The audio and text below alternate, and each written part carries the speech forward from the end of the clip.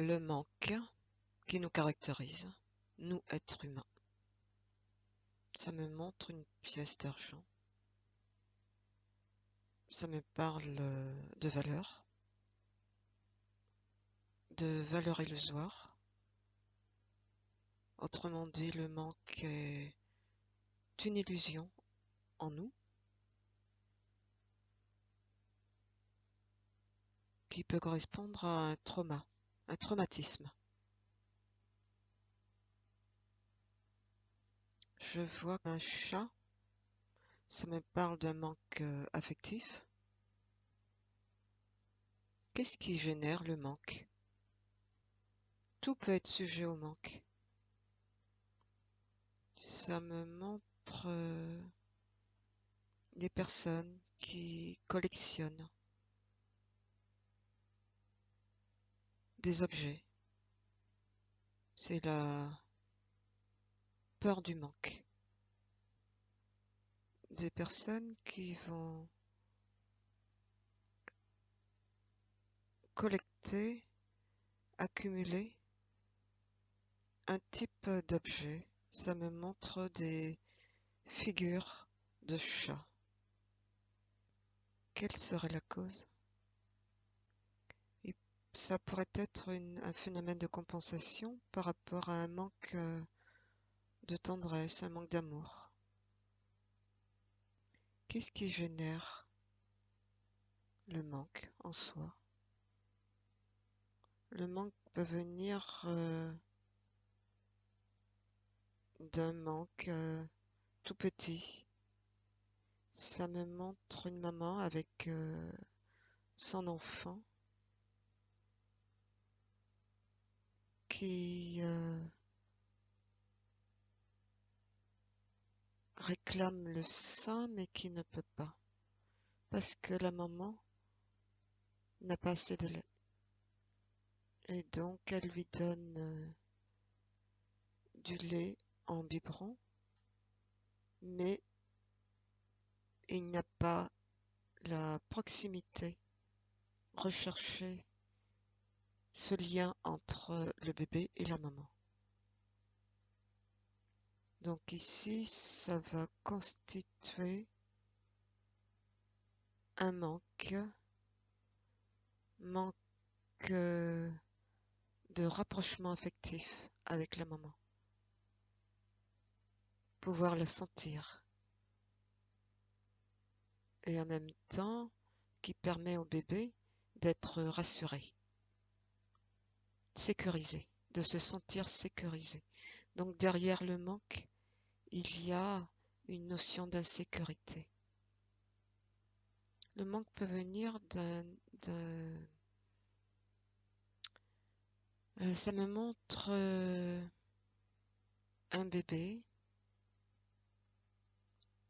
qui est né, mais qui est séparé de sa maman, parce que sa maman est souffrante, malade, et ne peut pas s'occuper de lui. Et donc, ce bébé, c'est d'autres personnes dans la famille qui s'en occupent. Donc il y a ce manque ici parce que il ne reconnaît pas l'odeur de la maman. Donc c'est un manque qui peut affecter les repères de ce bébé, un manque affectif.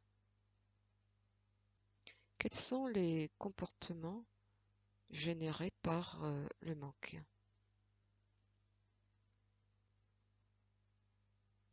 Ça me parle de procrastination. Pourquoi? La procrastination va correspondre au fait d'être dans une incapacité d'agir à un moment précis, dans tous les cas sur un certain temps impacté. D'où vient cette incapacité? par rapport à la procrastination.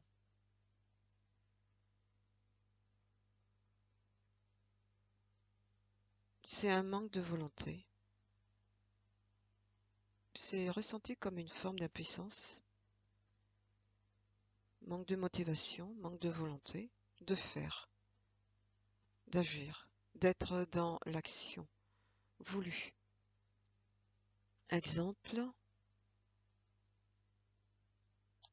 la personne qui procrastine toujours au moment où il faut payer ses échéances d'impôts. Pourquoi? Et donc, elle va le faire, mais elle se met la pression. En fait, elle attend vraiment le dernier moment pour se mettre la pression, se bousculer pour le faire. Et cette pression qui est exercée crée aussi un stress. Pourquoi? Pourquoi cette personne se sent dans l'incapacité de faire ce qu'elle a à faire au moment où il faut le faire?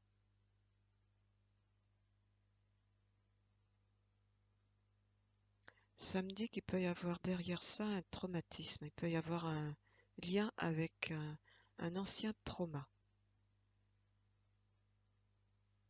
Lequel? Si on part sur la personne qui paye au dernier moment ses impôts, qu'est-ce qui se passe derrière ça?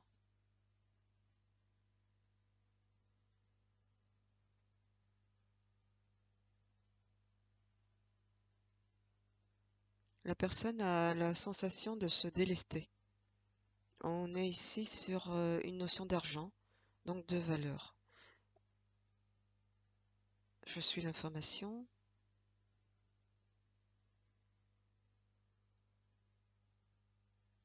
La sensation de se délester d'un bien, d'argent, difficilement acquis. Pourquoi difficilement acquis?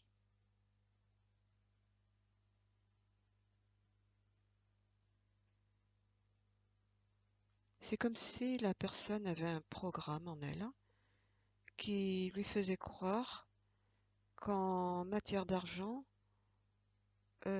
c'était toujours difficile pour elle. Difficile de gagner de l'argent. Et donc, difficile de laisser partir, et ce qui explique qu'en matière d'impôt, elle va payer son avis d'imposition vraiment au dernier moment. Est-ce qu'il pourrait y avoir un lien avec les impôts? Ça me parle d'un trauma vécu avec de l'argent. Ça me parle d'héritage.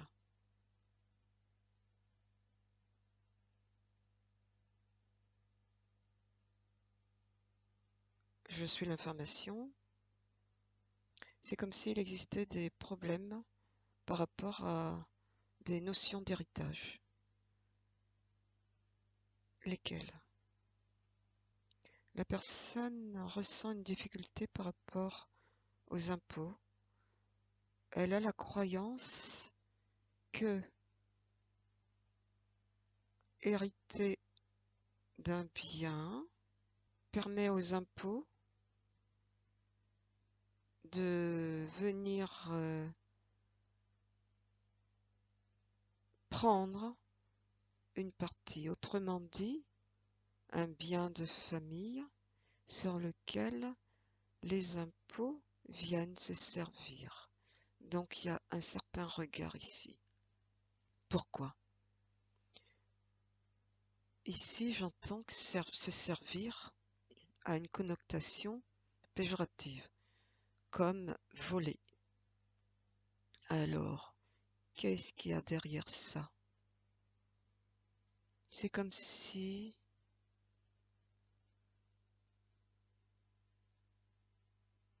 les impôts avaient affaibli le patrimoine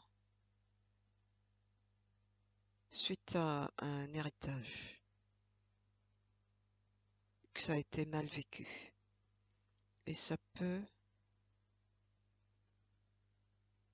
Alors ça peut être une mémoire héritée, une mémoire atavique héritée, qui fait que cette personne ressent de la difficulté par rapport à cette notion d'argent. L'argent qui pose un problème, l'argent qui est une difficulté. Donc, quels sont les comportements que ça peut générer? Le manque, la rétention. Dans quel sens? Ça peut faire quelqu'un qui se pousse à économiser tout le temps, et qui en réalité ne profite pas de ses économies. Qu'est-ce qu'il peut y avoir d'autre par rapport à cette notion du manque? Il peut y avoir un regard très personnel sur la façon de gérer sa vie et qui peut retentir sur un couple. Exemple, au moment de faire plaisir, cette personne va choisir des choses, des cadeaux qui ne lui coûtent pas beaucoup parce qu'il y a toujours cette notion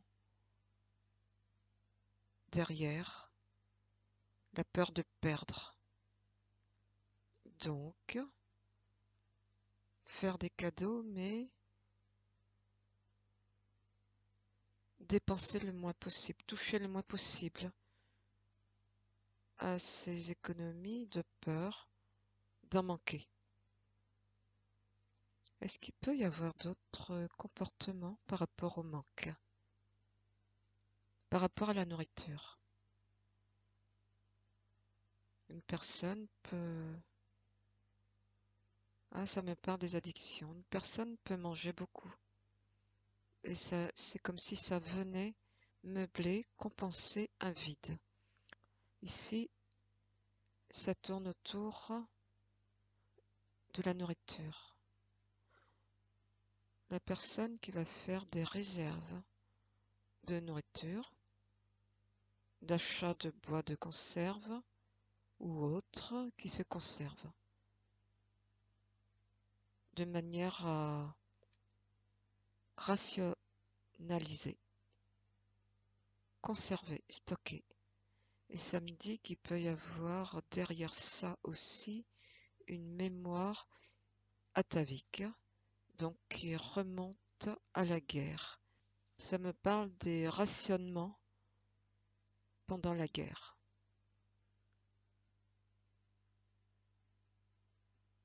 Et donc,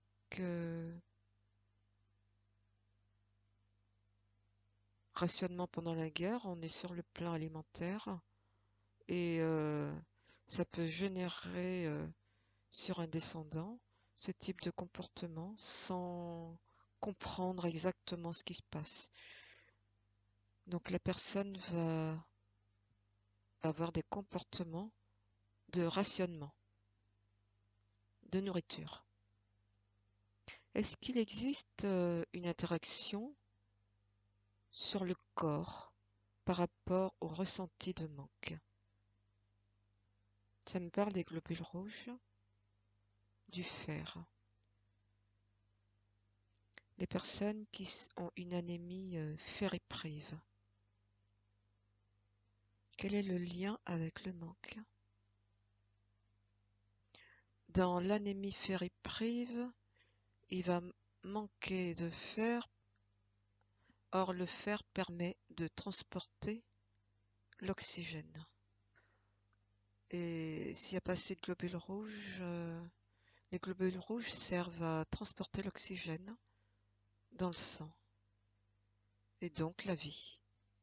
Et qu'est-ce qui se passe chez une personne qui a une anémie ferriprive?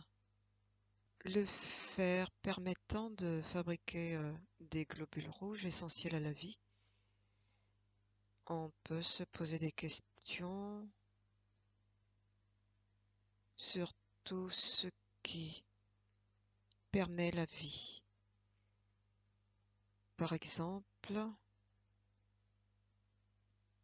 est-ce que quelqu'un n'a pas pu être sauvé? Est-ce que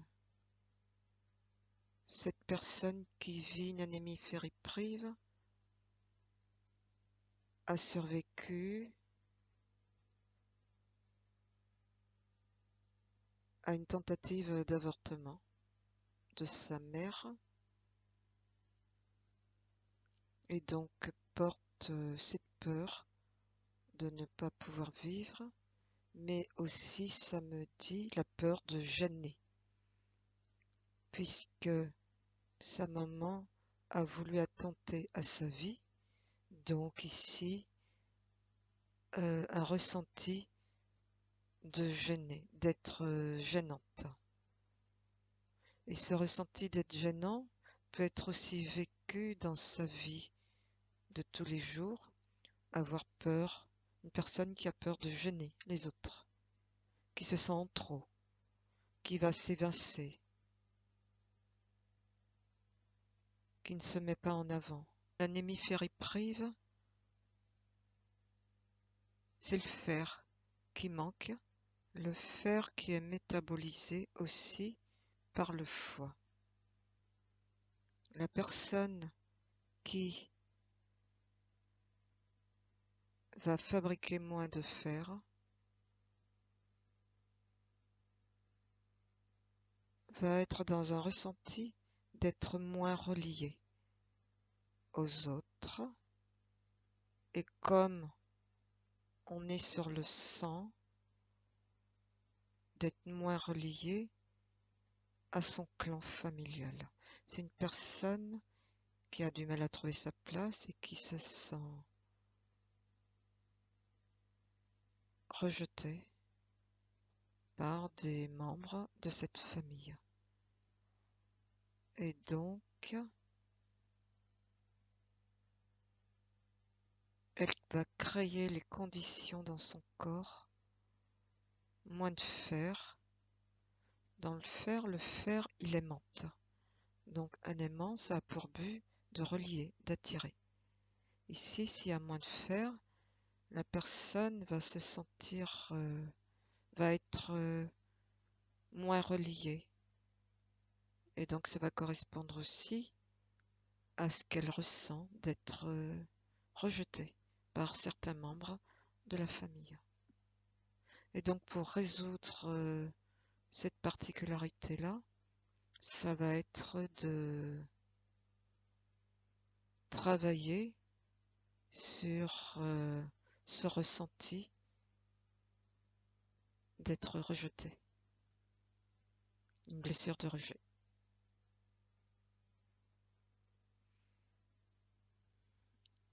Est-ce qu'il y a des maladies en rapport avec le manque? Ça me dit les maladies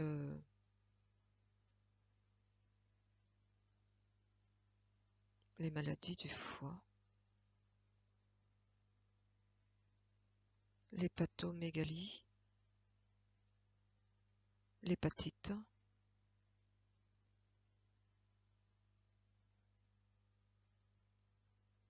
les problèmes de plaquettes,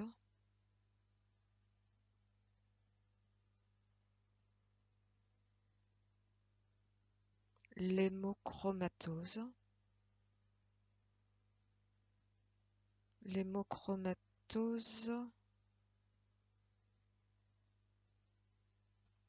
il s'agit d'une maladie. C'est exactement un stockage du fer de manière très importante dans le sang, dans le foie. Un stockage important, une proportion importante de fer dans le sang. Comment se sortir du manque? En étant ici et maintenant présent dans son quotidien, de tilter ses comportements, les repérer. La peur de ne pas pouvoir boucler sa fin de mois. Lorsque ces ressentis sont conflictuels, ça va venir générer ou entraîner des répercussions au niveau du foie qui va chercher à compenser. Et donc, c'est d'être dans son ici et maintenant, dans son quotidien, pour repérer dans ses pensées, ses comportements, le manque. C'est-à-dire, quand on a un certain comportement, repérer ce qu'il y a derrière, c'est-à-dire que ce comportement est influencé par un manque. Par exemple, le besoin de faire régulièrement des gâteaux, d'autant plus que on n'a pas besoin de se substanter en sucre tous les jours. C'est aussi délétère pour le foie, parce que le gâteau vient compenser un déficit aussi. Le gâteau, c'est douceur. Donc ça vient compenser un déficit, donc un manque affectif, un manque de douceur, un manque de tendresse. Donc en repérant ça, en essayant de comprendre pourquoi ce besoin d'avoir sous la main tout le temps des gâteaux, ça va permettre de comprendre qu'il y a un lien avec un ressenti de manque. Et donc à partir de là, ça peut permettre à la personne de... C'est un début pour pouvoir agir. Et dans agir, ça me dit que dans faire, le fer, F-E-R, le manque de fer, il y a faire, F-A-I-R-E.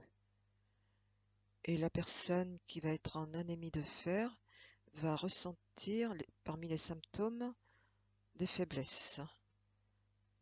Et donc, l'absence de volonté, de motivation pour faire. Rien que ça peut amener à des interrogations qui vont amener à un lien qui est le manque. Si je manque de volonté, je manque de pouvoir réaliser, de pouvoir faire, de motivation pour faire. Et le ressenti d'injustice, dans ce cas, va être compliqué parce que ça va être adossé au fait que la personne pense qu'il n'y a rien à faire, que c'est perdu d'avance. Donc, aller rechercher derrière ça le lien avec un manque éventuellement. En gros, c'est faire des liens dans sa vie, comprendre nos pensées, nos comportements, pour que ça déclenche des compréhensions.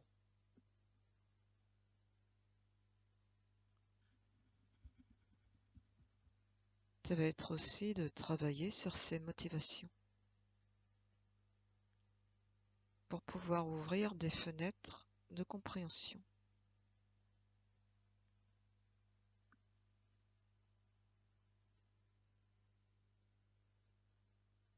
Est-ce qu'il pourrait y avoir des causes ésotériques? Oui, dans le sens où une activité d'interférence sur des ressentis de manque va exacerber ce ressenti dans son quotidien, ce ressenti émotionnel.